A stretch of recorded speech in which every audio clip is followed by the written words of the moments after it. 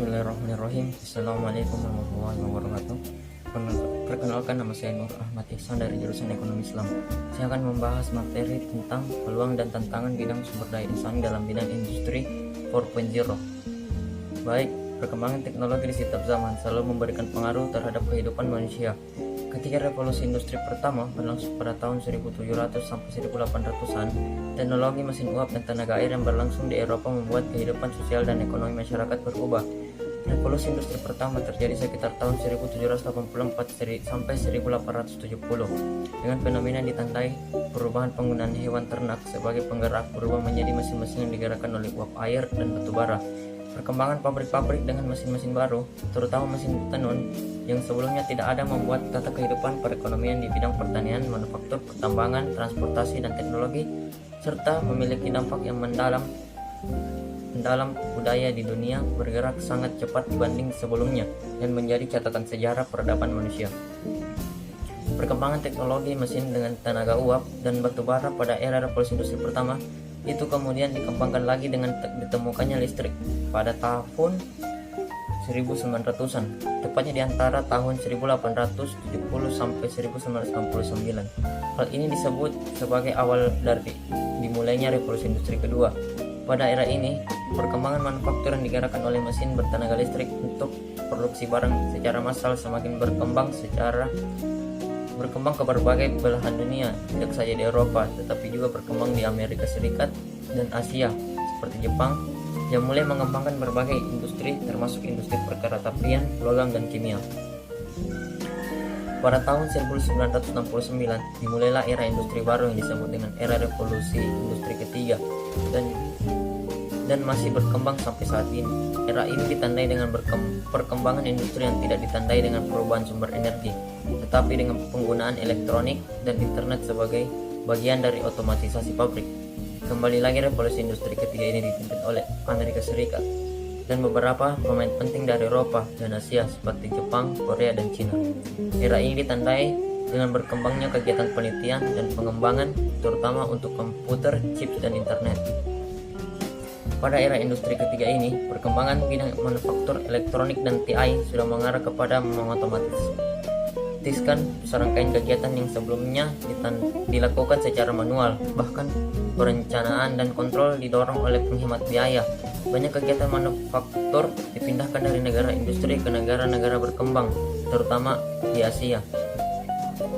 Menurut Gerwin, dengan difusi teknologi ini, istilah advanced manufacturing technologies muncul pada tahun 1980-an, diantaranya merujuk pada seperangkat teknologi sebagai manufaktur terintegrasi komputer, desain berbantuan komputer, manufaktur berbantuan komputer, sistem manufaktur fleksibel. Di satu sisi, globalisasi mengintensifkan aplikasi TI karena kebutuhan komunikasi, sementara di sisi lainnya, karena biaya tenaga kerja dari negara-negara ini rendah, ada beberapa insentif untuk otomatisasi. Meskipun biaya teknologi tidak menghalangi kesulitan terkait implementasi seperti instalasi lama, kurangnya pengetahuan dan kendala organisasi meningkatkan tagihan menjadi kendala dalam implementasinya. Menurut Golder, tujuan industri pada era ini adalah untuk menghadirkan fleksibilitas yang lebih besar, siklus produksi yang lebih pendek, produknya lebih disesuaikan, respons yang lebih cepat terhadap tuntutan pasar yang berubah, kontrol yang lebih baik, dan akurasi proses. Perkembangan ilmu pengetahuan dan teknologi yang semakin pesat pada awal abad 20 telah melahirkan teknologi informasi dan proses produksi yang dikendalikan secara otomatis. Mesin industri tidak lagi dikendalikan oleh tenaga manusia, tapi menggunakan programmable logic controller atau sistem otomatisasi berbasis komputer. Dampaknya, biaya produksi menjadi semakin murah. Teknologi informasi juga semakin maju, diantaranya teknologi kamera yang terintegrasi dengan mobile phone, dan semakin berkembangnya industri kreatif di dunia untuk dunia musik dengan ditemukannya musik digital. Perkembangan ilmu pengetahuan dan teknologi tetap mendorong manusia untuk mendapatkan hal-hal yang lebih baik dalam kehidupannya. Perkembangan industri pertama sampai ketiga tetap berjalan seiring dengan keinginan manusia untuk mempermudah kehidupannya dan memenuhi kebutuhan hidup yang semakin kompleks juga. Hal ini yang mendorong timbulnya istilah revolusi industri keempat atau sering disebut dengan industri 4.0. Istilah industri 4.0 sendiri secara resmi lahir di Jerman, tepatnya saat diadakan Hannover Fair pada tahun 2011. Konsep revolusi industri atau dikenal juga dengan industri 4.0 diperkenalkan oleh Profesor Klaus Schwab, seorang ekonom terkenal dunia asal Jerman, pendiri dan ketua eksekutif World Economic Forum, yang menuliskan dalam bukunya dalam berjudul The Fourth Industrial Revolution. Kebijakan industri 4.0 di Jerman tersebut bertujuan untuk mempertahankan Jerman agar selalu menjadi yang terdepan dalam dunia manufaktur. Kemudian konsep itu berkembang ke negara-negara lain dengan penyebutan istilah yang beragam, dikenal sebagai Connected Enterprise di Amerika Serikat dan Fourth Industrial Revolution di Inggris. Istilah lain yang sama intinya dengan revolusi industri 4.0 ini adalah Smart Factories, Industrial Internet of Things, Smart Industry, atau Advanced Manufacturing. Meski memiliki penyebutan istilah yang berbeda, semuanya memiliki tujuan yang sama, yaitu meningkatkan daya saing industri tiap negara dalam menghadapi pasar global yang sangat dinamis. Beberapa istilah yang terkait dengan implementasi dan strategi industri 4.0 ini misalnya juga disebut dengan Internet Industry di Amerika Utara, Industry the Future, Prancis, Made in China di China. Menurut Liao, istilah industri 4.0 juga digunakan dengan istilah konsep lainnya seperti Factories of the Future Eropa, Smart Industry Belanda, Industria Conectada Spanyol, Piano Nazionale Industriale Italia, Super Smart Society Jepang, Manufacturing Innovation Korea Selatan, Taiwan Productivity 4.0 Initiative Taiwan, Make in India Made Different Belgia, Production der Zukunft Austria, dan Eleven Malaysia Plan Malaysia. Sementara di Indonesia, strategi untuk menghadapi industri 4.0 dikenal dengan istilah Making Indonesia 4.0. Industri 4.0 menggambarkan peningkatan digitalisasi dan otomatisasi lingkungan manufaktur, serta penciptaan rantai nilai digital untuk memungkinkan komunikasi antara produk, lingkungan mereka, dan mitra bisnis. Herman mendefinisikan industri 4.0 sebagai istilah kolektif untuk teknologi dan konsep rantai nilai organisasi. Sementara itu, Lu mengklaim bahwa industri 4.0 dapat diringkas sebagai proses manufaktur yang terintegrasi, disesuaikan, dioptimalkan, berorientasi layanan, dan interoperable yang berkorelasi dengan algoritma, data besar, dan teknologi tinggi. Pada prinsipnya, dari pengertian di atas dapat dikatakan bahwa industri 4.0 adalah masa terjadinya perubahan transformation rantai nilai industri yang berbasis teknologi digital, otomasi, dan integrasi teknologi informasi dan telekomunikasi dengan seluruh proses produksi dan pelayanan industri. The World Economic Forum telah menyatakan bahwa paradigma revolusi industri 4.0 memiliki karakter yang ditandai oleh perpaduan teknologi yang mengaburkan garis antara bidang fisik, digital, dan biologi.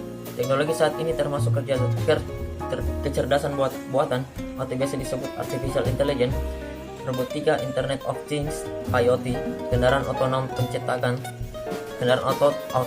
pencetakan 3D, nanoteknologi, bioteknologi, ilmu material, penyimpanan energi, dan komputasi kuantum. Selanjutnya, Lewis dan Naden mengatakan industri 4.0 mewakili cakupan banyak perubahan sosial terkait pekerjaan, khusus industri dan teknologi. Sementara itu, menurut Rosadi, berbeda dengan revolusi industri sebelumnya, revolusi industri generasi keempat ini memiliki skala ruang lingkup dan kompleksitas yang lebih luas, kemudian teknologi baru yang mengintegrasikan dunia fisik, digital, dan biologis dalam mempengaruhi semua disiplin ilmu, ekonomi, industri, dan pemerintahan. Lebih lanjut, Geber menyatakan ada 9 teknologi yang akan mendominasi dalam industri produksi seperti yang pertama, Big Data and Analytics. Analisis berdasarkan kumpulan data besar baru muncul baru-baru ini di dunia manufaktur yang mengoptimalkan kualitas produksi, menghemat energi, dan meningkatkan layanan peralatan. Pengumpulan dan evaluasi data yang komprehensif dari berbagai sumber, misalnya peralatan produksi, perusahaan, pelanggan, akan menjadi standar untuk mendukung pengambilan secara real time. Autonomous robots. Robot-robot ini lebih otonom, fleksibel, dan kooperatif. Mereka dapat berinteraksi satu sama lain dan bekerja dengan aman bersama manusia dan belajar dari mereka. Apalagi mereka memiliki jangkauan kemampuan yang lebih besar daripada yang digunakan dalam manufaktur saat ini. Simulation. Pada tahap rekayasa, simulasi produk 3D, bahan dan proses produksi akan digunakan lebih luas dalam operasi pabrik juga. Dengan cara ini dapat mencerminkan dunia fisik dalam mode virtual, termasuk mesin, produk, dan manusia. Ini memungkinkan operator untuk menguji dan mengoptimalkan pengaturan mesin untuk produksi berikutnya sejalan di dunia maya sebelum hangover fisik. Dengan demikian melibatkan perubahan kondisi produksi. Yang keempat, horizontal dan vertical system integration. Di masa ini perusahaan, pemasok, dan pelanggan jarang memiliki kaitan yang erat. Hal yang sama menyangkut departemen dari usaha yang sama seperti teknik, produksi, dan layanan. Fungsi dari perusahaan ke tingkat dasar pabrik tidak sepenuhnya terintegrasi. Tetapi dengan industri 4.0, perusahaan, departemen, fungsi, dan kemampuan akan menjadi lebih kohesif. Seperti lintas perusahaan, jaringan integrasi data universal berkembang dan memungkinkan rantai nilai yang benar-benar otomatis. Yang kelima, the Industrial Internet of Things. Banyak sekali perangkat, kadang-kadang termasuk produk yang bahkan belum selesai, akan diperkaya dengan komputasi tertanam dan terhubung menggunakan teknologi standar. Ini memungkinkan perangkat lapangan tersebar di seluruh rantai produksi untuk berkomunikasi dan berinteraksi satu sama lain dengan pengontrol yang lebih terpusat. Itu juga mendesentralisasi analitik dan pengambilan keputusan, memungkinkan respons real time. Yang keenam, cyber security. Dengan meningkatnya konektivitas dan penggunaan protokol komunikasi standar yang datang dengan industri 4.0, kebutuhan untuk melindungi sistem industri penting, jalur produksi, dan data yang dikumpulkan meningkat secara dramatis. Cloud. Dengan industri 4.0, lebih banyak usaha yang terkait dengan produksi akan memerlukan peningkatan berbagai data lintas situs dan batas-batas perusahaan. Pada saat yang sama, kinerja teknologi cloud akan mencapai waktu reaksi hanya beberapa milidetik. Bahkan sistem yang memantau dan mengontrol proses dapat menjadi berbasis cloud. 8. Additive manufacturing. Dengan pencetakan 3D, perusahaan akan dapat mewujudkan prototipe dan komponen individu yang lebih cepat, tapi juga sejumlah kecil produk yang disesuaikan. Pencetakan 3D dapat didesentralisasi, mengurangi jarak transportasi dan stok di tangan. Augmented reality. Sistem ini mendukung berbagai layanan seperti memilih bagian di gudang dan mengirim instruksi perbaikan melalui perangkat seluler. Sistem ini seringkali tertanam dan perangkat yang dapat dipakai dapat memberi pekerjaan informasi real time untuk ditingkatkan. Hasil diskusi panel para pakar yang tergabung dalam United Nations Industry Development Organization (PBB) di Vienna pada bulan November 2016 menyimpulkan terjadinya revolusi industri 4.0 ditandai dengan terjadinya tren otomasi dan pertukaran data. Dalam teknologi manufaktur, hal ini termasuk cyber physical system dan cloud computing. Industri 4.0 telah mengimplementasikan secara gradual dan sering sekali diawali dengan mengimplementasikan sistem digital, Teknologi digital mendorong berkembangnya model bisnis baru dan peluang-peluang memproduksi nilai yang berbeda dan berubah dari yang sebelumnya, dan bisa dirasakan dampak dan perkembangannya di negara-negara berkembang.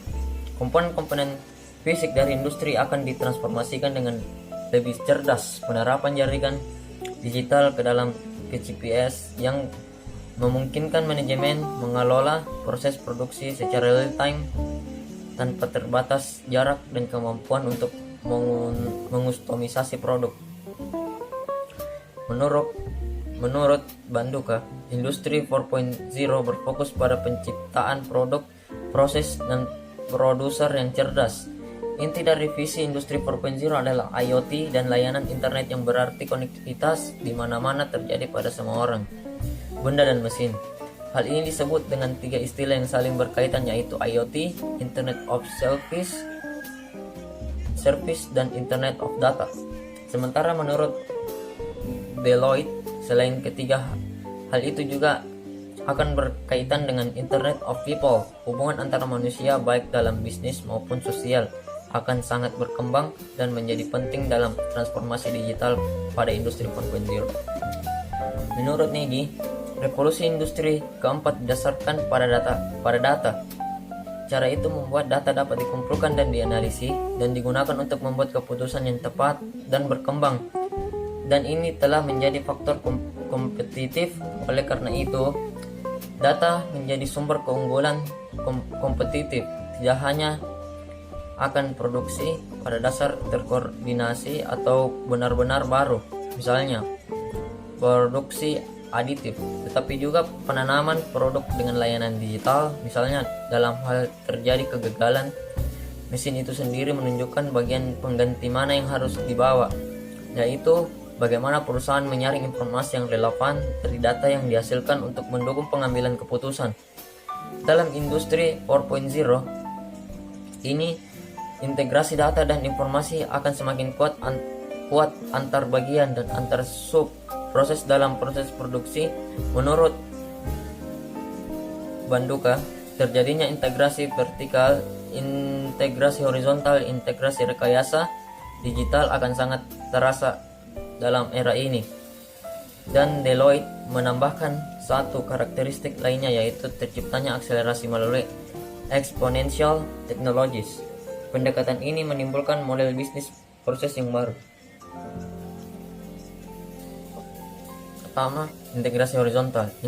Integrasi horizontal mengacu pada integrasi berbagai sistem informasi yang digunakan dalam fase perencanaan produksi dan proses bisnis. Sistem ini mencakup pertukaran bahan, energi, dan informasi di dalam perusahaan seperti logistik, internal, produksi, pemasaran, atau di antara perusahaan yang berbeda. Tujuan integrasi ini adalah menyampaikan informasi di seluruh jaringan dari pemasok ke pelanggan. Kedua, integrasi vertikal.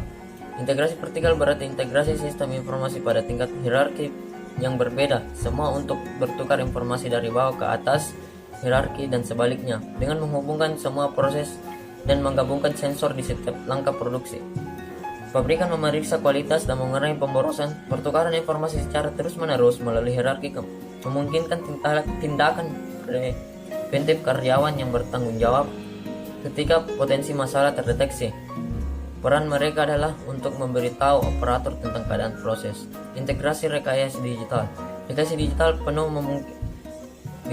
memungkinkan pengumpulan dan pertukaran data produk di seluruh rantai yang terlibat dalam pengembangan produk. Pendekatan ini dapat mengurangi waktu produksi untuk produk masa depan karena sudah ada dokumentasi siap untuk produksi. Akselerasi melalui exponential technologies. Salah satu karakteristik industri 4.0 ini juga adalah terciptanya sebuah katalis atau pendorong akselerasi yang memungkinkan terjadi solusi secara individual. Menurut Chandrawinata, setidaknya ada 3 hal yang membedakan revolusi industri keempat dibanding revolusi industri sebelumnya.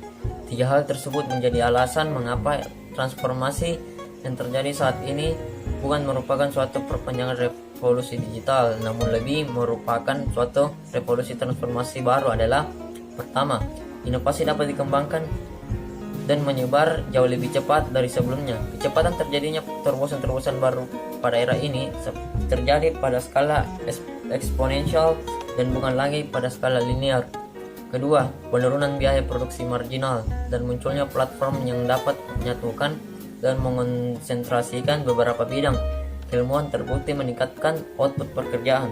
Transformasi ini mengakibatkan perubahan dengan ruang lingkup dan begitu luas sehingga menyebabkan perubahan pada seluruh sistem produksi, manajemen, maupun tata kelola. Ketiga, revolusi secara global ini akan berpengaruh besar dan terbentuk di hampir semua negara di dunia, di mana cakupan transformasi ini terjadi pada setiap bidang industri dan bahkan akan mempunyai dampak menyeluruh pada level sistem di banyak tempat. Menurut Banduka, fitur-fitur industri 4.0 adalah integrasi horizontal, vertikal, dan digital dari keseluruhan sistem. Bidang utama integrasi akan terlihat dalam berbagai bentuk seperti standarisasi sehingga perusahaan akan dengan mudah terhubung satu sama lain. Pengelolaan sistem yang kompleks perlu untuk mengembangkan dan menerapkan model dan metode baru. Infrastruktur yang komprehensif, jaringan informasi berkualitas tinggi, koneksi internet, keamanan privasi, perlindungan data. Organisasi kerja dan desain, peran karyawan diubah, mereka lebih terlibat, kemajuan lebih baik, dan ada pembelajaran seumur hidup. Kerangka hukum, harmonisasi kerangka hukum, dan penggunaan sumber daya yang efektif, potensi penghematan bahan baku dan energi.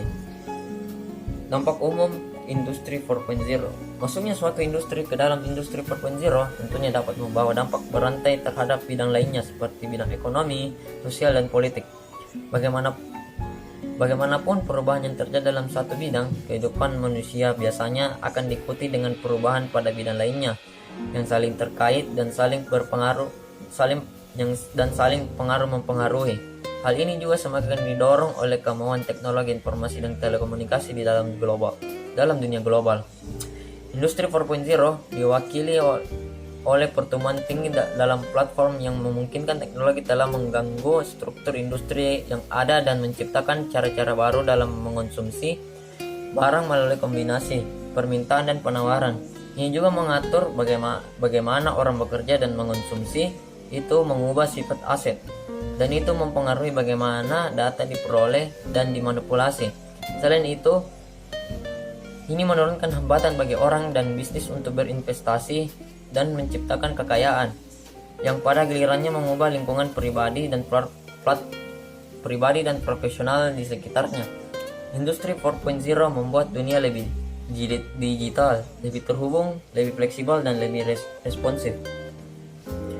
Industri 4.0 akan potensial meningkatkan produktivitas dan daya saing, productivity and competitiveness, meningkatkan efisiensi energi dan sumber daya, dan secara bersamaan juga melindungi kondisi lingkungan. Pada era ini, ekonomi industri akan meningkatkan produk-produknya untuk di-reuse, remanufaktur, dan recycle. Menurut Frank Free, dalam industri 4.0, teknologi telah dengan cepat menutup kesenjangan antara dunia fisik dan digital, dan ini telah memicu perubahan ekonomi dan sosial. Digitalisasi jaringan dan otomatisasi mengubah seluruh sektor manufaktur global. Dampak dari implementasi fitur industri 4.0 bisa berakibat terhadap penurunan biaya produksi 10-30%, penurunan biaya logistik 10-30%, dan penurunan biaya manajemen kualitas 10-20%. Selanjutnya disebutkan juga keuntungan lain dari implementasi industri 4.0 adalah: pertama, mempersingkat masa pemasaran produk baru. Yang kedua, meningkatkan respon dari pelanggan. Ketiga, peluang untuk mengustomisasi produk tanpa adanya peningkatan biaya produksi. Keempat, lingkungan kerja yang lebih nyaman dan fleksibel. Dan kelima, lebih efisien dalam penggunaan energi dan sumber daya.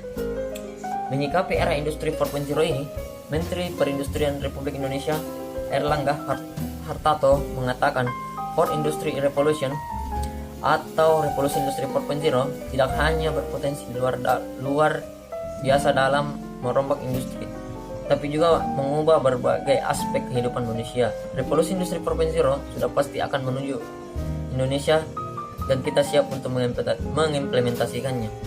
Kementerian Perindustrian telah menetapkan 4 langkah strategis dalam menghadapi industri 4.0. Langkah-langkah yang akan dilaksanakan tersebut adalah yang pertama, mendorong agar angkatan kerja di Indonesia terus meningkatkan kemampuan dan keterampilannya, terutama dalam menggunakan teknologi Internet of Things atau mengintegrasikan kemampuan internet dengan nilai produksi di industri. Yang kedua, pemanfaatan teknologi digital memacu produktivitas dan daya saing bagi industri kecil dan menengah agar mampu menembus pasar ekspor melalui program e-Smart IKM.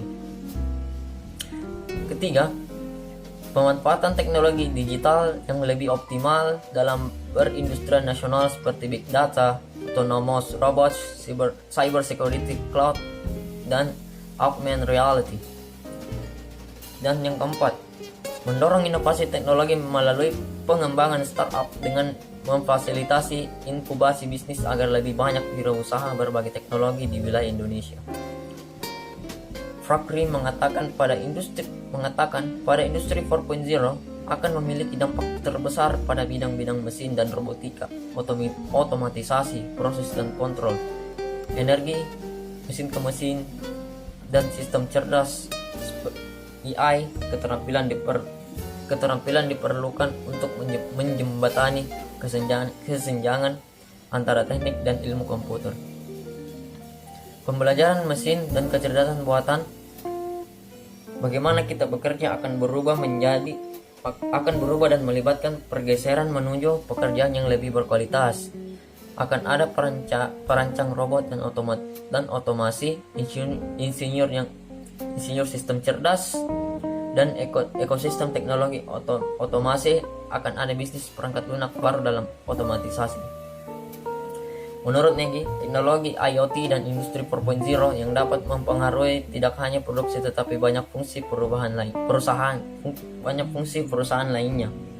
Dapat disimpulkan bahwa sebagian besar teknologi ini memiliki efek yang menjangkau pada batas fungsional. Data produk dari jalur produksi misalnya membantu menyeimbangkan proses produksi untuk perencana produksi dan menyediakan data bagi manajer inventaris yang merencanakan ruang gudang untuk produk akhir atau stok untuk penjualan, serta pembeli yang membeli bahan baku untuk produksi. Data yang sama dapat digunakan untuk mengendalikan dan dalam pengembangan produk baru juga.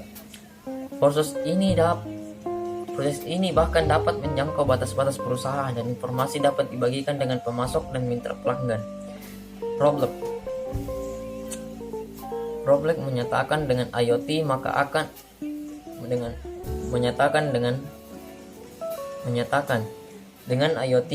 akan menjadi pembentukan saluran komunikasi untuk pertukaran informasi terus-menerus dalam banyak kasus antar mesin itu sendiri.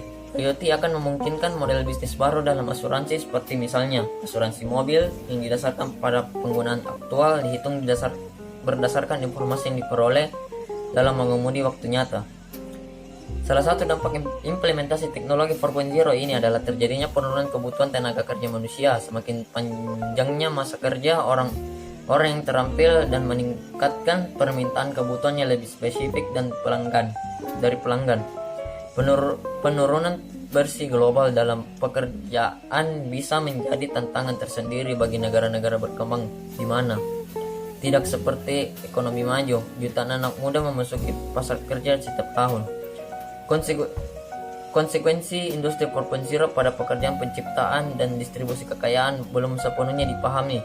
Namun ada kekhawatiran yaitu akan berdampak pada pekerjaan di negara-negara berkembang. Peningkatan otomatisasi proses produksi dan pemindahan pekerja oleh mesin kemungkinan akan menghilangkan jenis pekerjaan rutin, mengurangi permintaan tenaga kerja, murah di manufaktur kelas bawah, meningkatkan ketidaksetaraan dan menyebabkan migrasi. Profesor Magnus P. Carlson mengatakan bahwa industri 4.0 termasuk gelombang otomatisasi berikutnya akan sangat transformatif dan menguraikan 3 kelompok tantangan. Yang pertama, kesadaran dan kesiapan. Ketidakpastian adalah faktor kunci. Ada kebutuhan untuk eksperimen dan pembelajaran dan bahkan tidak belajar. Perusahaan harus menantang asumsi bisnis mereka sendiri. Yang kedua, eksplosi data. Teknologi komunikasi akan mengarah ke generasi 5.0, di mana transaksi dan konektivitas data akan semakin cepat baik melalui jaringan tanpa kabel ke berbagai device. Ini akan membuat manusia akan terhubung satu dengan lainnya tanpa mengenal batas waktu dan jarak, dan semua hal yang sangat bergantung kepada internet. Diperkirakan dalam 5 tahun ke depan akan ada 20 miliar manusia yang terhubung dengan konektivitas ini. Membangun ekosistem digital akan membutuhkan konektivitas tanpa batas, berbagai data dan standar yang disepakati untuk pertukaran data dan komponennya merupakan bagian dari sistem. Ketika data mulai menumpuk dan dibagikan, masalah lain datang ke permukaan seperti keamanan data dan privasi. Yang ketiga, transformasi tenaga kerja. Pergeseran dalam pekerjaan akan terjadi secara bertahap tetapi mendalam. Tenaga kerja digital seperti penggunaan drone pintar, robot, dan bantuan cerdas akan memasuki dunia kerja. Sektor industri baru akan muncul seperti kedokteran digital, pertanian presisi, dan pekerjaan baru. Perancang robot medis dan manajer modernisasi jaringan juga akan ada transformasi dalam pekerjaan yang ada. Misalnya realitas virtual dan augmented reality akan membantu pekerja menjadi lebih produktif dan membuat lingkungan kerja mereka lebih aman. Industri 4.0 memungkinkan peningkatan produktivitas dan efisiensi sumber daya secara berkelanjutan di seluruh jaringan nilai. Ini memungkinkan pekerjaan diatur sedemikian rupa sehingga memperhitungkan perubahan demografis dan faktor sosial. Sistem bantuan pintar membebaskan pekerjaan dari keharusan melakukan tugas rutin, memungkinkan mereka untuk fokus pada kegiatan yang kreatif dan bernilai tambah. Mengingat kekurangan pekerja terampil yang akan datang, ini akan memungkinkan pekerja yang lebih tua untuk memperpanjang kehidupan kerja mereka dan produktif lebih lama. Organisasi kerja yang fleksibel akan memungkinkan pekerja untuk menggabungkan pekerjaan mereka, kehidupan pribadi dan lebih efektif, mempromosikan keseimbangan kehidupan kerja yang lebih baik. Pertumbuhan dalam industri 4.0 juga menyoroti salah satu tantangan umum yang ditimbulkan oleh pertumbuhan pesat dalam teknologi informasi dan komunikasi. Privasi, pembagian, penyebaran, dan pelacakan informasi, hilangnya kendali atas data, dan pengungkapan informasi tentang kehidupan pribadi konsisten dengan konektivitas baru. Sebagai contoh, revolusi dalam bioteknologi mendefinisikan kembali apa artinya menjadi manusia dengan mengubah ambang produk kehidupan, kesehatan, dan kognisi yang juga memaksa kita untuk mendefinisikan kembali batas-batas moral dan etika kita. Dengan demikian, salah satu tantangan paling penting bagi pemerintah membuat kebijakan dan masyarakat adalah bagaimana menggeser budaya industri dan masyarakat untuk mengatasi serangkaian gangguan teknologi yang terkait dengan era industri baru ini. Untuk mengambil keuntungan dari peluang yang diberikan oleh revolusi industri baru, penting untuk mengenali dampaknya terhadap seluruh masyarakat. Karena itu, kita harus mempertimbangkan inovasi sosial bersamaan dengan revolusi teknologi.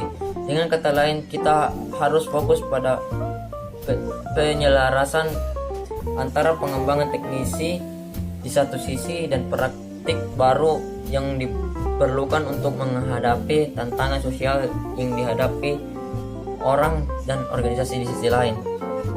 Kompetisi sumber SDI dalam menghadapi industri 4.0. Perubahan dalam proses industri dalam era industri 4.0 seperti sudah disebutkan sebelumnya akan mempengaruhi banyak sisi kehidupan manusia, termasuk sisi ekonomi, sosial, budaya, dan politik.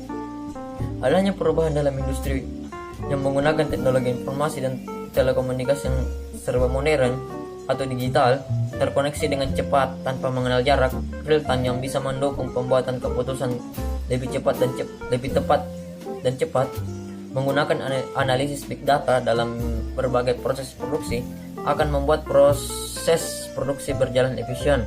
Seperti dinyatakan sebelumnya bahwa industri 4.0 akan mengombinasikan analitik data besar dan kapasitas penyimpanan komputasi awan.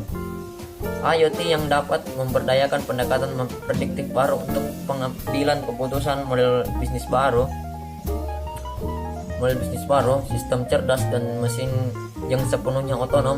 Di sisi lain, beberapa pekerjaan fisik di pabrik-pabrik yang sebelumnya ditangani manusia akan berubah dengan adanya mesin-mesin otomatis yang cerdas dan tenaga robot yang telah diprogram untuk dapat melaksanakan pekerjaan fisik tersebut secara otomatis.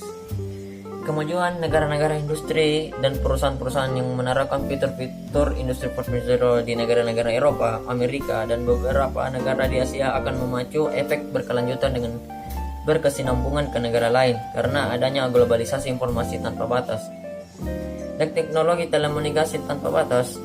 Batas-batas antar negara dan antar perusahaan akan semakin terbuka dan kolaborasi dalam berbagai hal diduga akan meningkat drastis. Setiap negara dan perusahaan akan berlomba-lomba memenangkan persaingan dengan meningkatkan daya saing dan meraup keuntungan dari adanya kemajuan teknologi industri ini.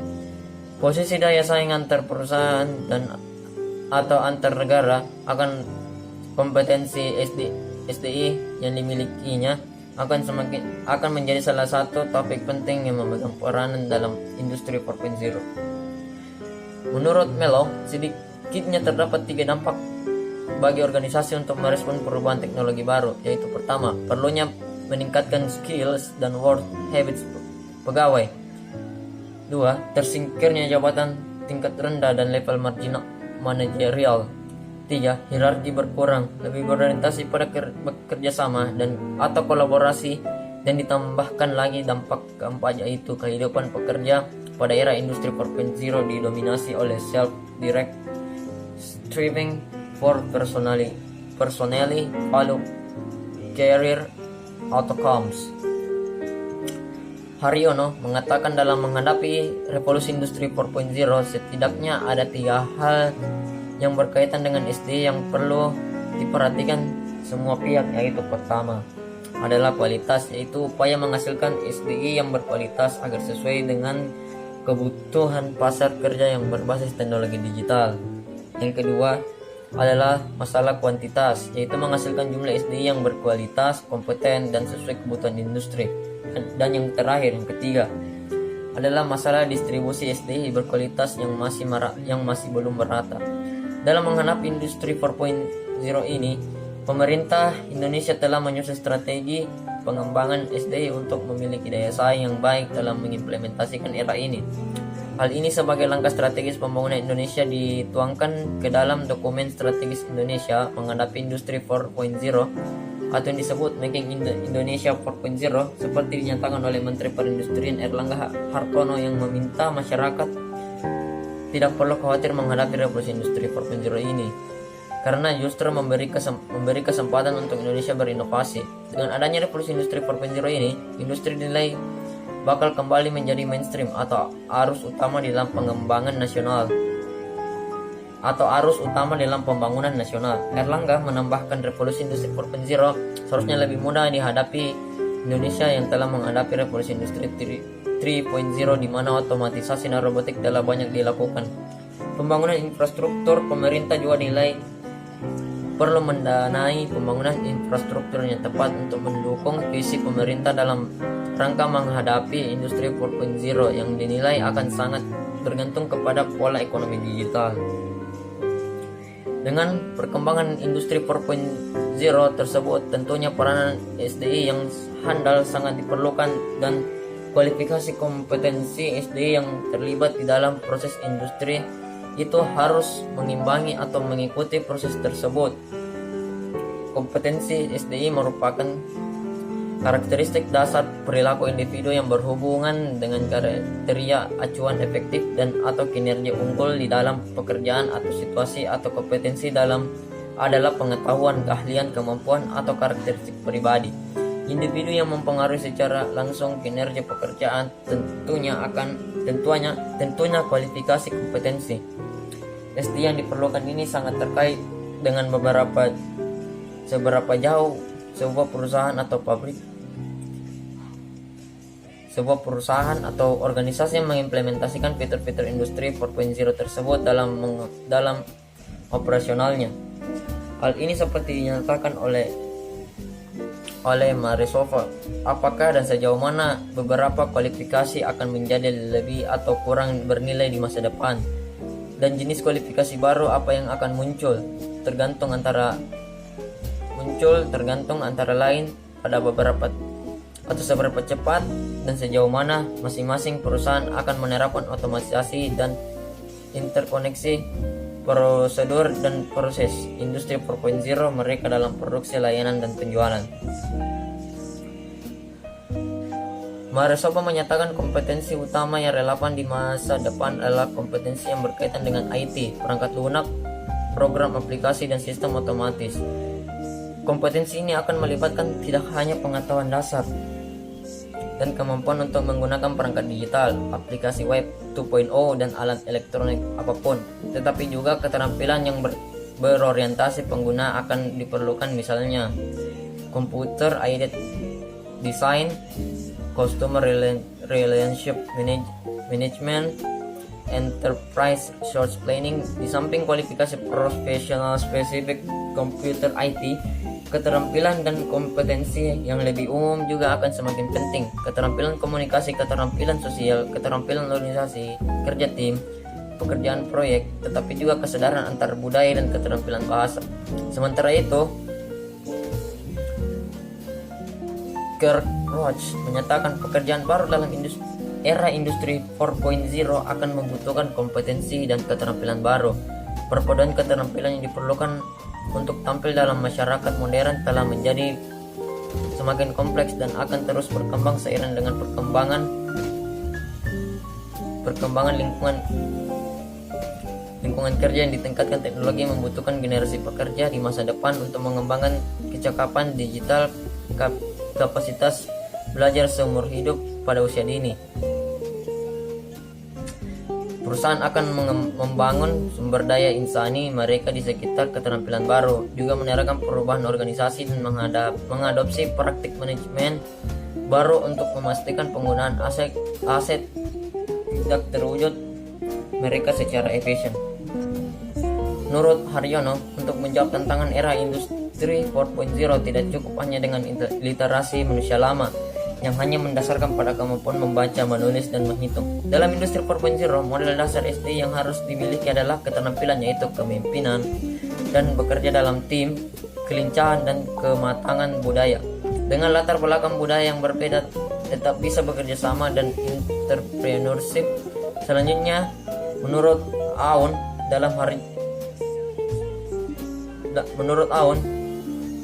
untuk mendapatkan SD yang kompetitif dalam industri 4.0, kurikulum pendidikan harus dirancang agar outputnya mampu menguasai literasi baru, yaitu pertama literasi data, yaitu kemampuan membaca, menganalisis, dan memanfaatkan informasi big data dalam dunia digital.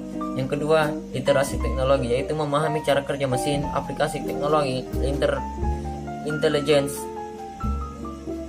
aplikasi teknologi, dan engineering principles. Dan yang ketiga, literasi manusia, humanities, komunikasi, dan desain. Dalam perspektif literasi manusia, tujuannya adalah agar manusia dapat berfungsi dengan baik di lingkungan manusia yang semakin dinamis. Sekian materi yang bisa saya paparkan, kurang dan lebihnya mohon dimaafkan. Wabillahi taufiq wal hidayah. Wassalamualaikum warahmatullahi wabarakatuh.